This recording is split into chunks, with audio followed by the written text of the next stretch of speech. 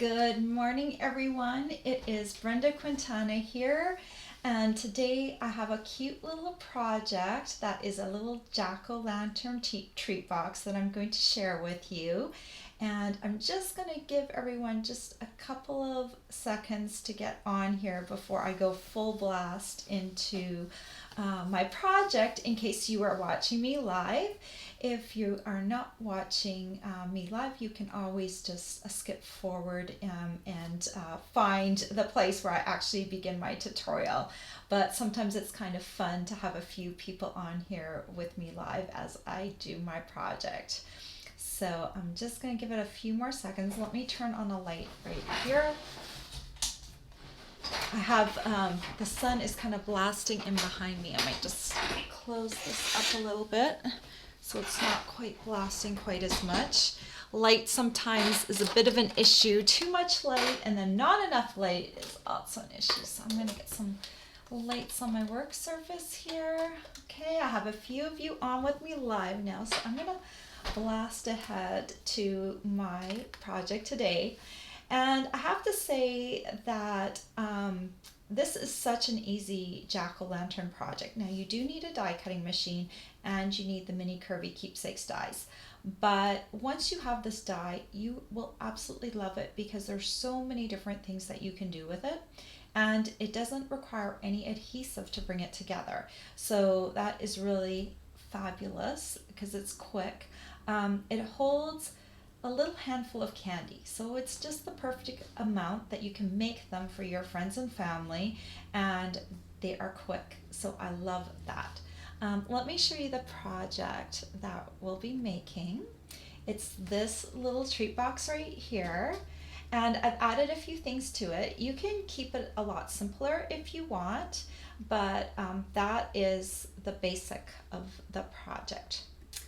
I am going to flip over to my other camera so I can show you all the things that you're going to need for the project, and we're going to start making it. All right, here are my little boxes. I made one of these on the weekend, and then I made 4 of them this morning. I wanted to show different colors that you could make this in. Originally, I made mine in pumpkin pie cardstock, and with the name pumpkin in the name of the cardstock, you know that this is probably the most popular color you could make your little jack-o'-lantern in. So this is a good standard color. I also made it in Grapefruit Grove.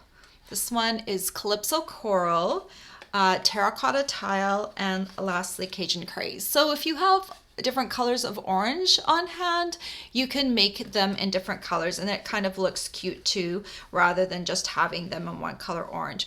Or be bold and use some other colors. This year I've seen pumpkins in many different shades of colors. So, you don't necessarily need to just do them in your standard colors, but I thought everyone would like to see them in those first. So let me shove those aside for a moment. We'll bring them back in at the end.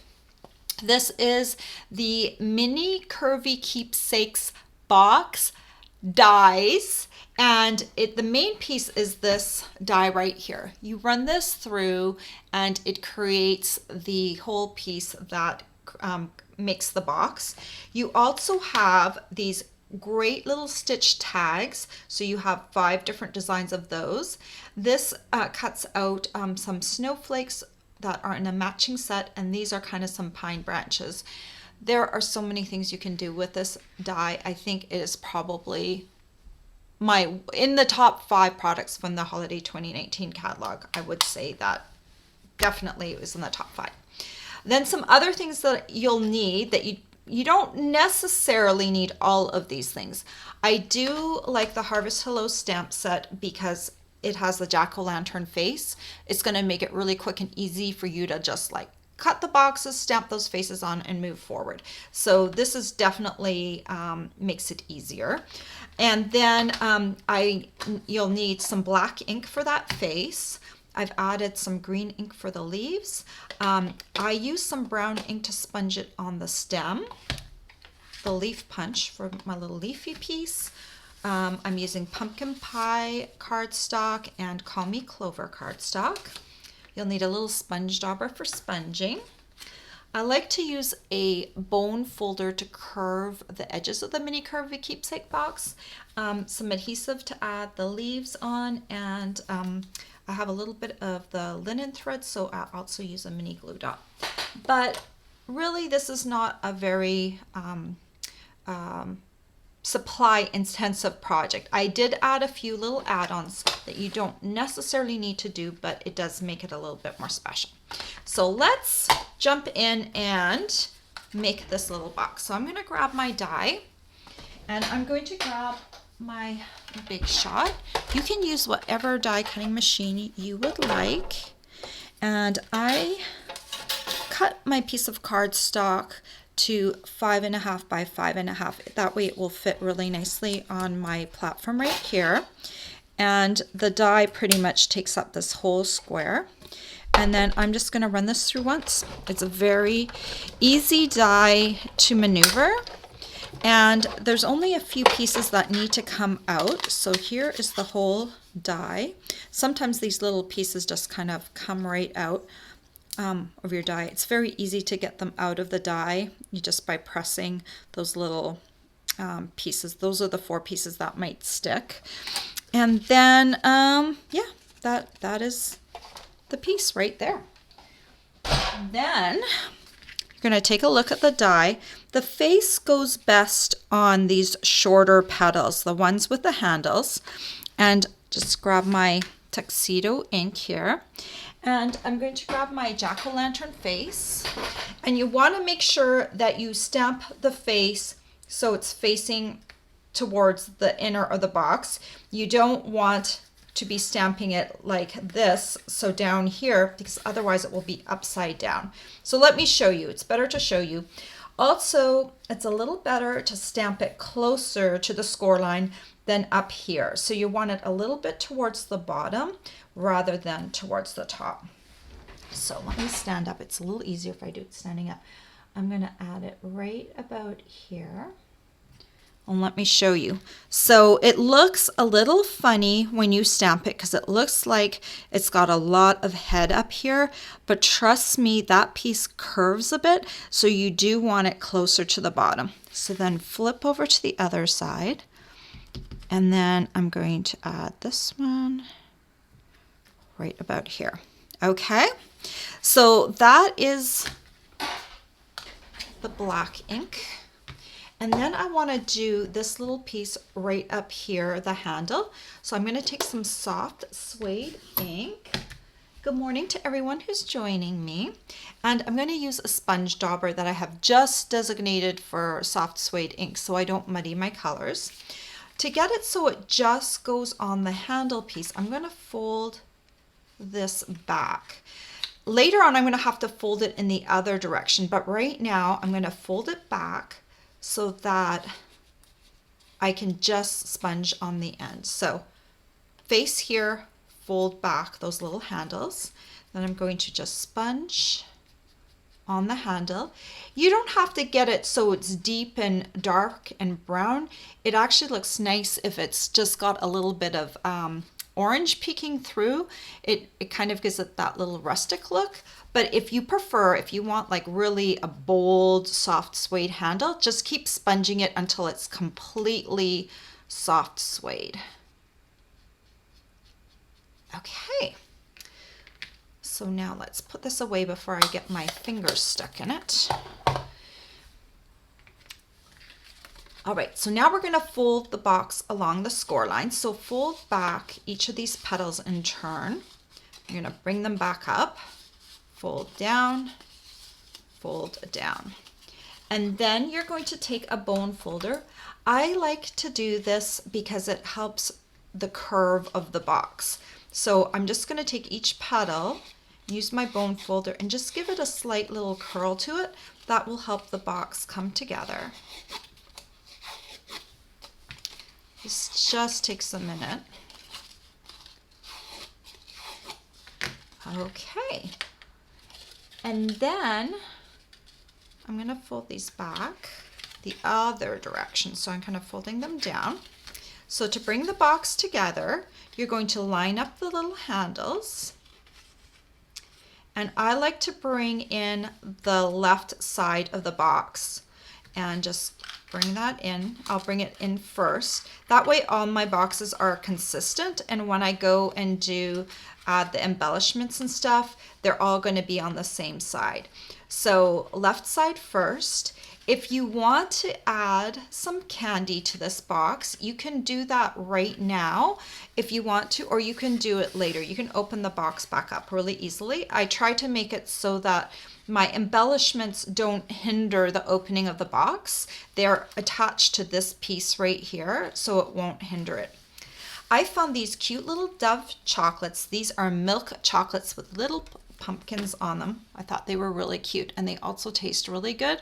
So if you have a weakness for chocolate, make all of these first and then get your chocolate the day before Halloween or the day before you're going to hand them out, so you're not tempted by the chocolate, because Dove chocolate is really good. And I'm not a dark chocolate fan so much, but milk chocolate, oh dear. Yep, it's very good. So I found out that about 3 of these Dove chocolates fit inside, or you could do Hershey's Kisses, or a Ferrero Rocher would fit in here, or also a Linder truffle would fit in this little box. So just choose whatever candy you want to put inside there. It's nice because it's a small amount, so it's not going to be super expensive for you if you want to give out a lot of these. So it's kind of neat. All right, so I'm going to do it without the candy so I'm not rattling around. So you're just going to bring this together, and that's it. That is the box. You could give it like that, right? It looks good like that. But if you want to add a little something to it, you can take this piece back out, and we're going to do a little bit of stamping. So I've got my leaf punch here. This has 3 leaves on it. I am just going to punch out one of these. And there is, since we already have the Harvest Hellos stamp set, right? And I used it for the jack-o'-lantern face. It also has this little leaf right here. Now it doesn't fit the leaf punch perfectly, but well enough that I'm going to use it on the leaves. So I'm going to take Call Me Clover ink, and I need a little scrap piece of paper because sometimes it gets a little bit off the edges here. Oh, Melanie asks right now, where can I get that die? Well, you can get it from me if you would like to. It's very easy. Just click down below to where it says more details, and that will take you to a link to my blog. And then there is a supply list down at the end of my blog, and then you just click on the thing that says mini curvy keepsakes box dies, and that will take you to the Stampin' Up store, my Stampin' Up store in particular, and then you can purchase it right off of there. And my supply list has all the supplies that I'm using today, except for the Dove chocolates, because you can figure that out on your own, and I don't sell that. So everything you need is right there. All right, so I've got my little leaf stamp, and I am just going to kind of line this up right over on top, and get this last one. Kind of just adds like a little bit of detail. It's not perfect, so if you want perfect, you might not like this, but I think it's cute and perfect enough. If you wanted to, you could also do the reverse, but I'm just going to do one side for now. Move this out of the way again, because I don't like to stick my project in there and get inky fingers. So I'll take my Tombow glue, and I'm just going to add a little bit just to this end of the stem right before these 2 leaves branch off. Ooh, I got a lot of glue. I just poked my glue open right before here so it would flow really well, and guess what? It flows really well. So if you get a lot of glue, I just pulled a piece of cardstock out of my garbage. Yeah, I did that. But it's not a gross garbage. It's only paper crafting garbage. So I just used the edge of my cardstock to kind of smooth down and get that glob of glue off, because that's too much glue. And I'm going to feed this through right here, this little slot right here, and I'm going to feed it through towards the front. And then I'm just going to bend that end of the stem around so it's on the bottom. So I'll show you. Okay, so you can see it right here. It's right on the very end of the stem right here. And if I flip it over, you can see that stem just got glued down to the inside right there. So that way it's going to stay there, but my slot is still intact, right? My little stem is hidden. The slot is intact. So now I can still bring this together very easily and lock it in, and I can open it and close it. So it's not a problem. Then I took some of this really pretty linen thread. We've had this in our catalog forever, and the reason we've had it forever is because it adds a nice little neutral accent, and you can make a whole bunch of these out of one thing of our linen thread. And I'm going to take a mini glue dot, and I'm going to make it into a mini glue blob. So I'll take the small end of a stylus tool. I just grabbed this from my Simply Scored scoring board, but if you don't have one, you could use like a pencil or something like that. I'm just going to start picking at this mini glue dot, and I'm going to kind of roll it onto this paper, this glossy paper. And I don't know if you can see that or not, but I created a mini glue blob because that way it will be small enough to stick behind the knot of this bow that I created with the linen thread. So now I've got a little blob on that knot, and I can stick it right at the base of my leaves. And there it is. See? That's how easy this is. And what I would do, what I did this morning, is I would do it assembly line style. I would go ahead and like cut a whole bunch of the die shapes. Then I would stamp all the faces, sponge all the handles, and do it like that. And like maybe if you do it in like sections of like 4 or 6, you know, you get 6 on your work surface or 4 on your work surface, and you do them 4 at a time like that, I think you'll find that you'll go really, really quickly. And isn't that cute? It is just so cute. Not a lot of work. And it looks cute even without the leaf and the bow, but of course, it's always nice to add that. And if you wanted to, you could also do like a little Happy Halloween on one of these tags and then add that onto there too. I didn't go that far, but I just wanted to show you a simple way to do that. All right. Oh, I have run into my my die cutting machine that's sitting on my floor. Let me flip over to you. I think that's easy enough, but if you have any questions, please post them below in this video and I will answer them later or as soon as I get notification of them.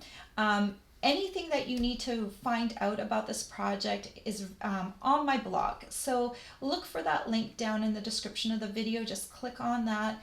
And it's very easy to find all the information you need. But if you have questions, please let me know. Also, if you order from me, you can earn one of my free tutorials. I have some exclusive tutorials that I share with customers. Those tutorials are available for purchase, but I want everyone to get them for free. So if you place an order with me of $15 or more, you can choose one of those tutorials. And I will send them to you. All right, guys, thank you so much for joining me this morning. And I have a couple more Halloween projects to share with you. So on Thursday and Friday, I will have 2 more projects that I will share with you. I hope you have a great week. Take care. Bye-bye.